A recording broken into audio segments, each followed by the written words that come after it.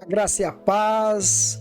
Vamos hoje fazer a apresentação para vocês da Confissão de Fé de Westminster por Alexander Roger. Então eu peço para que você deixe o seu like e se inscreva em nosso canal. Assim nós ganhamos engajamento aqui no canal do YouTube. Vamos lá então conhecer esta obra aqui, Confissão de Fé de Westminster. Esta é a Confissão de Fé de Westminster, comentada por Alexander Roger. Alexander Roger é filho de Charles Roger. É uma confissão de fé comentada. Tem aí a confissão de fé em si, e esta obra aqui é o comentário que Roger fez da confissão de fé, que por sinal é um comentário muito rico relacionado a esta obra que é imprescindível para o conhecimento, principalmente de nós reformados. Bom, ela é uma obra aí que foi lançada pela editora Puritanos. Essa versão que está em minhas mãos é já uma obra bem antiga. Ela é de 1999, com 2.000 exemplares nessa primeira tiragem, nessa primeira edição. Já tem algumas versões à venda ainda ali na Amazon. Se você gostar da obra, procure ali na Amazon. Então ela vem aqui com design, a capa com design muito bonito aqui, a respeito aí da reunião dos puritanos. Bem, irmãos, tá um pouco brilhosa aqui a capa porque eu encapei ela, então tá dando esse reflexo aqui na capa, tá bom? Mas é uma capa aqui, brochura, tá? E aqui nós temos uma figura aí da reunião dos puritanos da época. Na capa aqui tem-se essa orelha com a foto aqui de Alexander Roger, 1823 a 1886. Ele era professor de teologia sistemática no seminário de Princeton de 1877 até a sua morte em 1886. Insistia em que o alvo de todo mestre cristão deve ser o de produzir uma vitalizadora impressão, ministrando aos estudantes teologia, exposição, demonstração e ortodoxia. Então aqui está a orelha com a pequena descrição aqui em relação ao Alexander Roger. Na contracapa aqui nós temos então algumas informações. Confissão de Fé de Westminster. A Confissão de Fé cuidadosamente escrita em Westminster em 1616, por mais de uma centena dos principais teólogos puritanos, apresenta uma das melhores e mais concisas declarações de fé cristã. O propósito do autor neste livro é analisar os capítulos e as seções da confissão, comprovar e ilustrar seu ensinamento e auxiliar tanto o aluno quanto o professor com uma série de perguntas anexadas a cada capítulo. O professor Penton de Princeton referiu-se a este volume como um livro muito útil, cheio de pensamentos claros e densas declarações. Ele revela as fortes convicções de Roger, seu poder de análise e sua capacidade de produzir definições claras e distintivas. Então aqui está uma breve descrição da obra na contracapa. Ela é uma obra bem considerável, tá, irmãos? Possui aqui mais ou menos aí 596 páginas e com uma ótima fonte aqui para leitura. Veja, percebam bem, a fonte é bem confortável, tá? Para leitura. E aqui então está o prefácio do autor. O autor aqui fez um prefácio em relação à obra, e entramos então aqui no sumário. É importante dizer que o prefácio foi feito aqui em 1869 e nós temos aqui então o sumário. O capítulo 1, ele vai aqui descrever uma breve história dos credos e confissões. O capítulo 2, alguns relatos sobre a origem da confissão e catecismo de Westminster. No capítulo, aí nós temos aqui o capítulo 1 e o capítulo 2. O capítulo, aí vai ter uma divisão aqui, comentário à confissão de fé, capítulo 1 da Sagrada Escritura, capítulo 2 de Deus e da Santíssima Trindade, capítulo 3 o eterno decreto de Deus, capítulo 4 aqui então, o capítulo 4 da criação, o capítulo 5 da providência, o capítulo 6 da queda do homem, do pecado e de sua punição, o capítulo 7 do pacto de Deus com o homem e o capítulo de número 8 de Cristo mediador, capítulo de número 9 do livre-arbítrio, capítulo número 10 da vocação eficaz, capítulo 11 da justificação, 12 da adoção, 13 da Santíssima Trindade, e aí vai, 14 da fé salvífica, 15 do arrebatamento para a vida, o 16 das boas obras, o 17 da perseverança dos santos, o 18 a certeza da graça e da salvação, o 19 da lei de Deus e o 20 da liberdade cristã e da liberdade de consciência. Percebo que o sumário, ele é um sumário bem extenso aqui, detalhado. O capítulo aqui de número 21 do culto religioso do dia de repouso, o capítulo 22 dos juramentos legais dos votos, capítulo 23 do magistrado civil, capítulo aí de número então 24 do matrimônio e do divórcio, o 25 da igreja, o 26 da comunhão dos santos, o 27 dos sacramentos e o 28 do batismo e 29 aqui da ceia do Senhor, e o capítulo 30 das censuras eclesiásticas, o capítulo 31 do sínodos e concílios, e o capítulo 32 do estado dos homens depois da morte e da ressurreição dos mortos.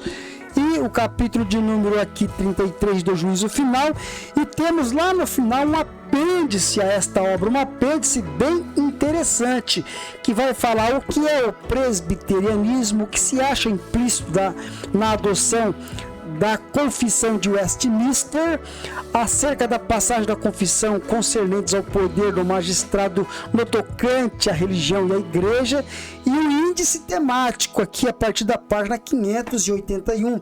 Então o sumário aqui desta obra está bem estruturado.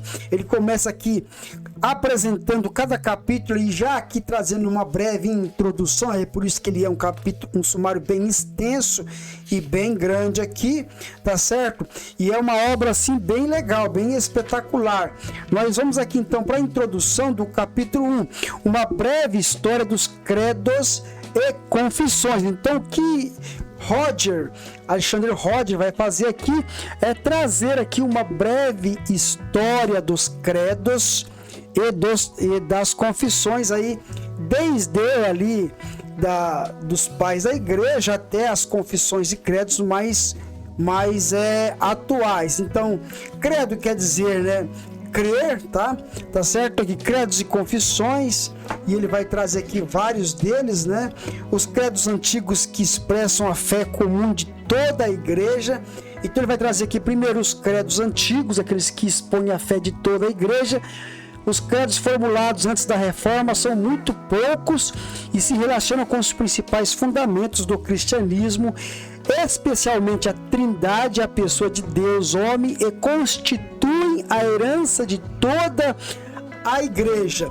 Então esses credos antigos aqui antes da reforma vai se deter ali mais ou menos no período dos pais da igreja, e é o momento em que as doutrinas centrais são definidas. É por isso que ele diz que são poucos credos aqui, em especial aqui então a Trindade e a pessoa do Deus homem, então a pessoa de Jesus Cristo, onde a doutrina foi plenamente desenvolvida ali através dos concílios da época. Então, feitos os concílios, eles então elaboraram ali os credos. O credo mais conhecido é o credo dos apóstolos.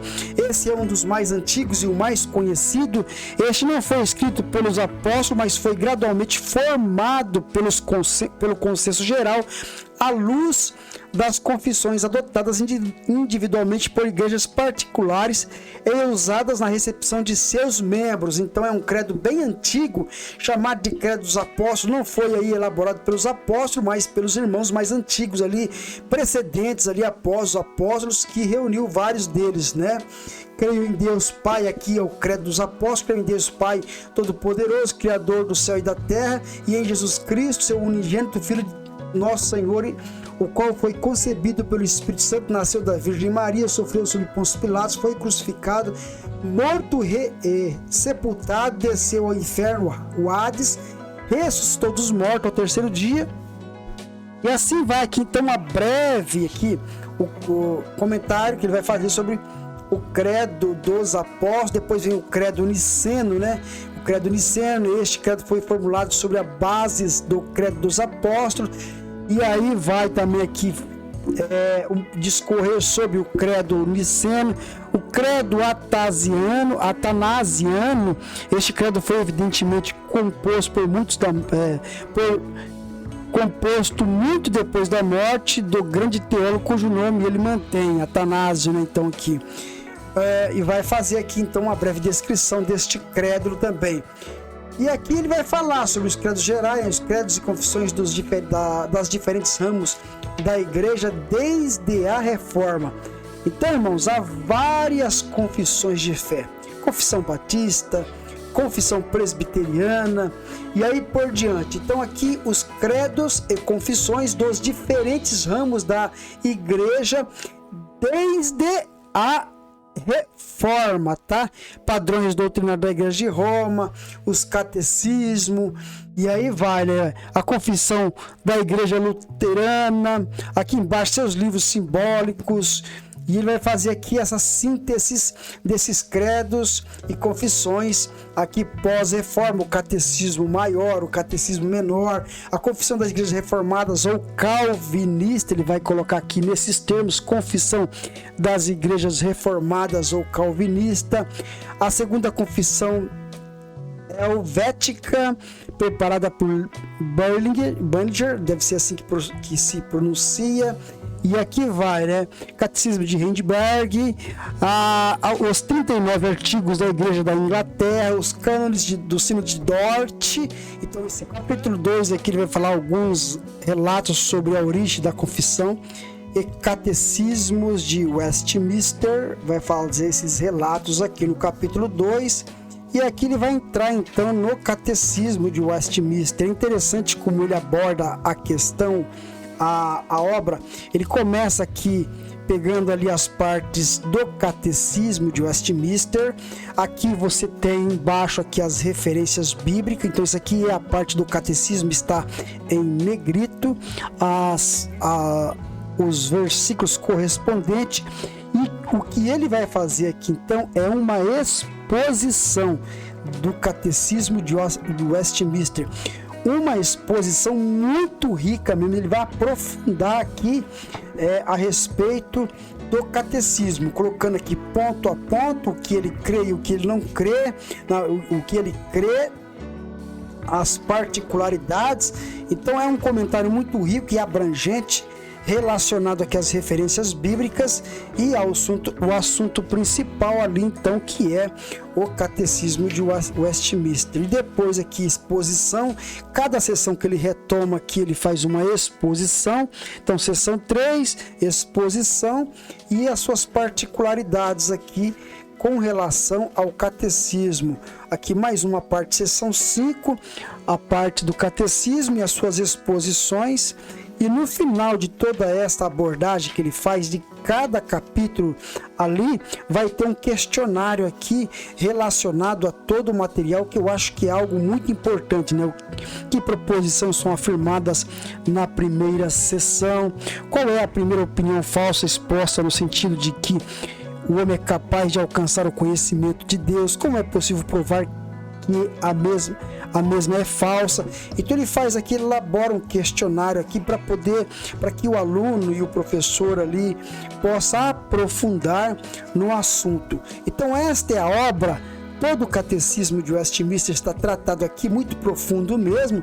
Ao final aqui nós vamos ter aqui o apêndice. Então, o apêndice da obra tá aqui bem legal, o apêndice. Ele vai trazer mais algumas coisas aqui importantes no apêndice. Na primeira parte aqui, o que é o presbiterianismo, vai falar ali um pouco sobre o presbiterianismo. E a nota que é escrita por Charles Hodge pai, tá? De Alexander Hodge. Vai falar sobre o que é o presbiterianismo, e depois aqui índices temáticos, né? Algumas partes aí do catecismo ordenado aqui por tema. Então, índice temático, então ele finaliza o catecismo aqui de Westminster. É uma obra muito boa, muito importante, eu recomendo ela. Então, se você gostou do nosso review, inscreva-se no nosso canal e não esqueça de deixar o seu like. Muito obrigado por nos acompanhar até aqui.